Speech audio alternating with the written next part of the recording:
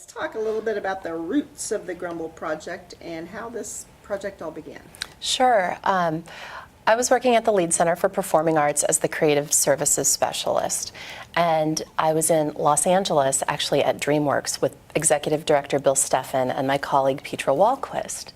And months before, Lincoln had released a vital signs report that revealed alarming statistics about an increase in poverty and hunger. And something that I had always wanted to do was to create some sort of project based around the issues facing children and childhood hunger. And the door opened for us at the Lead Center when this report came out, because Bill was very passionate about the Lead Center getting involved at the level that we could as artists. You know, when you're not in direct services, sometimes you really have to take a moment to consider how you can contribute to a problem. And we had an opportunity to utilize the arts to do that, so we did. Well, tell me about the story. It all revolves around Puddin. Puddin is a 10-year-old girl. She's super precocious, she's smart and happy, and she lives with her mom, and she loves her mom. But her mom is working 2 jobs and lots of hours and feels like Puddin has fallen through the cracks a little bit. So Puddin needs to go and stay with her grandma Dodie for a while. Dodie is a retired lounge singer and is living what I would call a not kid-friendly life. And what I mean by that is she's past that point. She's not.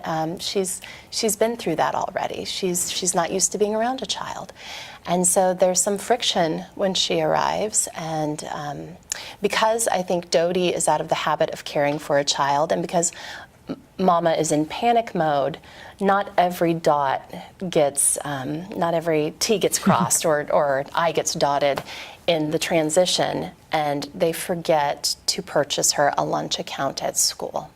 So on her first day of school, she meets the Grumble, which is the physical manifestation of her hunger.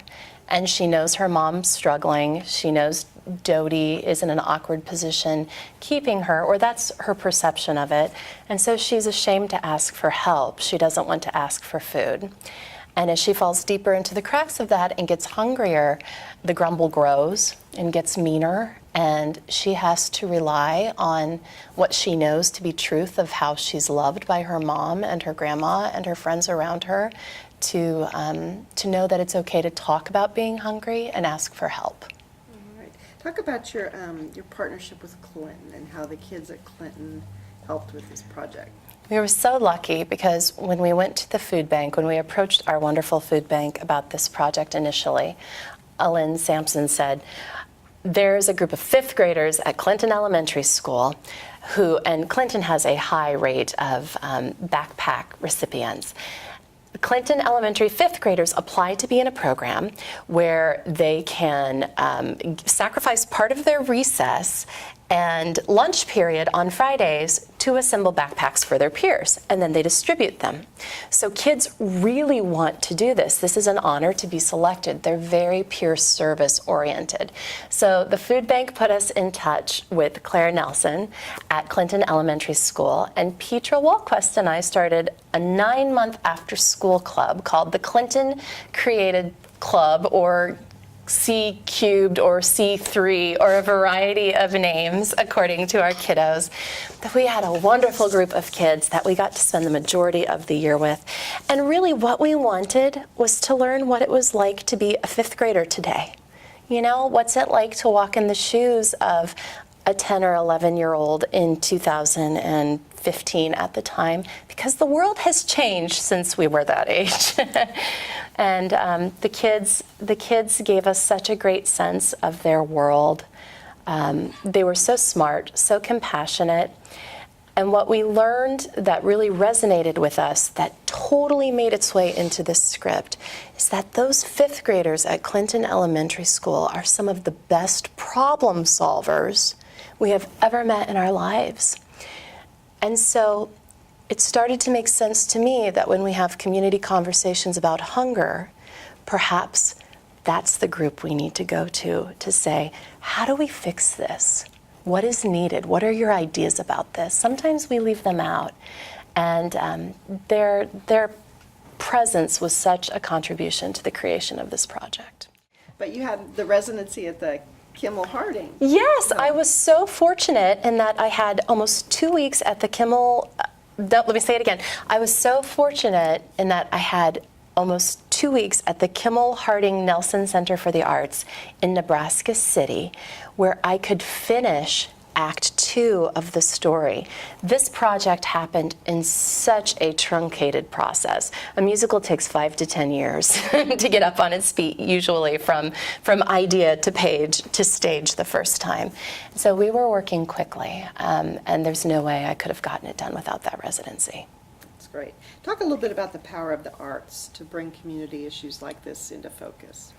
I think the arts are a special tool for communities when they're embraced, because you can cultivate empathy in live performance in a way that you can't in other genres or art forms. Live performance is special because you take strangers, you put them in a dark room. They're sitting as close as I am to David, who you can't see right now, and you're together for a journey. So you get a chance to walk in someone else's shoes. And from my perspective as a playwright, what happens is one of two things. You either learn about someone's life who is different than you, or you see yourself. And if you learn about someone else, we all expand as a community and understanding grows. If you see yourself, there's representation, and hopefully you walk away knowing, I'm not alone in this, right? Now, tell us about the reaction to Puddin and some of the stories you've heard. You know, it's so interesting. Something that was very important to David and I was not to patronize in terms of dealing with this subject matter. This could have become a very didactic process. It's sometimes difficult not to become didactic when dealing with an issue like hunger. And so we really steered away from that. And that means that in terms of the theatrical nature of the show, the grumble was not nice. We didn't pull any punches. And this is so often true in TYA, or theater for youth audiences. Adults will often have an initial reaction of shock, and kids lean in and understand it because it's real to them. So while we felt so warmly received and celebrated by the community, something that really excited me is that kids are capable of handling content that we don't always give them credit for as adults. And this gave us an opportunity to explore that. And when things are hard for adults, I think often it's because it's uncomfortable. But kids don't get uncomfortable. And our target group for Puddin was 10-year-olds. And the reason for that is 10-year-olds are my favorite group to write for because they're not cool yet. Right? So they will buy into any world. But also, in terms of dealing with child hunger, if you can reach a kid with the message that it's okay to ask for help and that hunger isn't a shameful thing before they go to junior high, they are more likely to pursue services when they need them because they've received the message before they're cool that it's okay. And so having the opportunity to work with kids, we had a kid in the audience one day. There were 3 student matinees, school shows.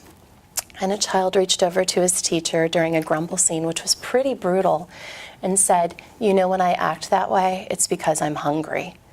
So when kids can see themselves represented and know it's okay and it's safe to talk about this, they do.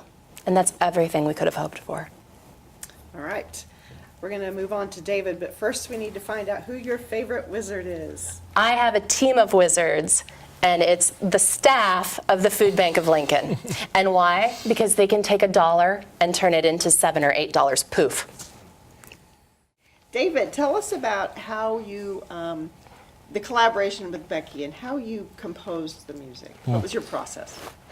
Generally, our process is that Becky writes lyrics first and sends them to me. Sometimes it's a full song or a larger amount of lyrics, and sometimes it's a very short snippet.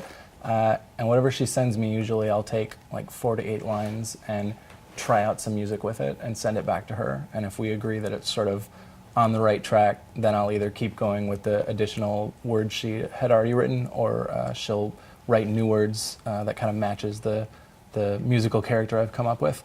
And it's a somewhat of a back and forth process, but I would say we each do kind of our part of the job pretty distinctly. Was it a challenge for you to write music that's aimed at 10-year-olds? No, it really wasn't. I think kids and adults can appreciate music the same way, and I just tried to write the best songs I could. All right. Were you pleased with how things turned out? Very pleased. I think the music came together in a way that felt very natural with the style of the show and the feeling of the show. And Becky's lyrics make it very easy because the lyrics are already so inherently musical that in many of the cases with the individual songs, the music in a way seemed to already sort of be there when she sent me the lyrics, and it was more of an uncovering process. Now, when you're collaborating like that, what are the challenges in terms of somebody wants something different than someone else? Or were you both pretty much on the same page with this We're one? generally pretty much on the same page right away. It helps that neither of us is particularly able to do what the other one does. I have no interest in contributing lyrics of my own, and Becky has, at least she hasn't told me, of any secret desire to be writing the music. And so I think we both recognize that the other person is doing their own part of it, and obviously they're equally important. With songs, you need strong lyrics and strong music. So I think it's a pretty good fit between the two of us. Had you worked on a show before that has such a strong social message like this one? No, not as directly as this show. And we only had one previous project, which is pretty different. But again, I think the strength of this show is not just in the message, but in that I think the show stands on its own, which makes the message, I think, even more powerful. Like Becky was saying, if the show wasn't strong as a show, then the message would feel kind of forced and preachy. And I think the message sort of radiates through it in a very natural way because of mostly the strength of the words she's written, the dialogue and the lyrics. Did you learn some things from working on this show? I learned all sorts of things, pretty much everything the food bank told us and everything that we initially found out from the report Becky was talking about was all new to me. And what was your reaction to that information? I mean, pretty much just like Becky said, like the amount of hunger in the community and the fact that that's a problem, a pervasive issue, was, it's something you want to do something about. So I'm glad we were able to have this show be working towards solving that problem. And tell us about the future of the show. Where does it go from here?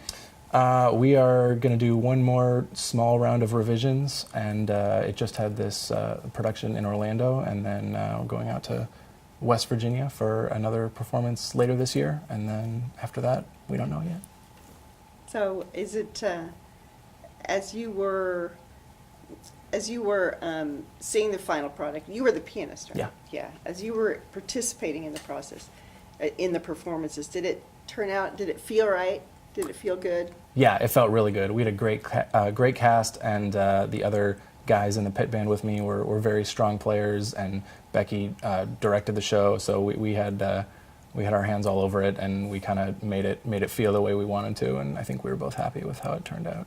You're pleased with the audience reaction? Yeah, really, really wonderful, both to the show and just supporting sort of the whole movement of what was going on in both senses. It was a great reaction from the community. All right. And do you want to talk a little bit too about how the arts can be used to shine a light on issues in the community? I would pretty much echo exactly what Becky said, and just say that art can be a way in to think about tricky topics, where if those topics are approached in a direct way, some people can turn away from that. But if you're road into thinking about an issue is music or theater or whatever it is that can kind of soften the road in and sort of get its hooks in you in a different way. Anything else that you want to add? No, you basically covered it. All right. Well, then you get to tell us who your favorite wizard is. Okay, and I don't have to stay on topic. It doesn't have to be No. related to this project. And my favorite wizard is the only baseball wizard I can think of, Ozzie Smith. Because? Because he's a great shortstop, and I played shortstop. And he doesn't play for my team, but it's close. Perfect.